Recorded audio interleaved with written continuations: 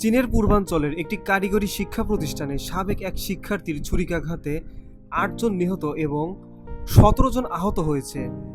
Police জানিয়েছে সন্দেহভাজন ব্যক্তিকে ঘটনাস্থল থেকে আটক করা হয়েছে। গত শনিবার ১৬ নভেম্বর স্থানীয় সময় সন্ধ্যায় পূর্ব চীনের জিয়াংশু শহরের Wuxi vocational institute of arts and টেকনোলজিতে এই মর্মান্তিক হামলা হয়, যার খবর প্রকাশ করেছে এএফপি। পুলিশ জানায় ২১ বছর বয়সী হামলাকারী ছিল একই প্রতিষ্ঠানের সাবেক শিক্ষার্থী। চলতি বছর তিনি স্নাতক হওয়ার কথা ছিলেন, তবে পরীক্ষায় ফেল করে হামলা চালান তিনি।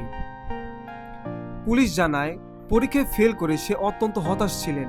সে রাগ প্রকাশ করতে শিক্ষা প্রতিষ্ঠানে আসেন এবং সেখানে এই নৃশংস হামলা চালায়। শিক্ষা প্রতিষ্ঠানটির ওয়েবসাইটে প্রকাশিত তথ্য অনুযায়ী Wuxi vocational institute of arts and টেকনোলজিতে বিশ্বের বিভিন্ন দেশের প্রায় ১২,০০০ শিক্ষার্থী পড়াশোনা করেন। প্রতিষ্ঠানটি সাংহাই থেকে ১৫০ কিলোমিটার পশ্চিমে অবস্থিত।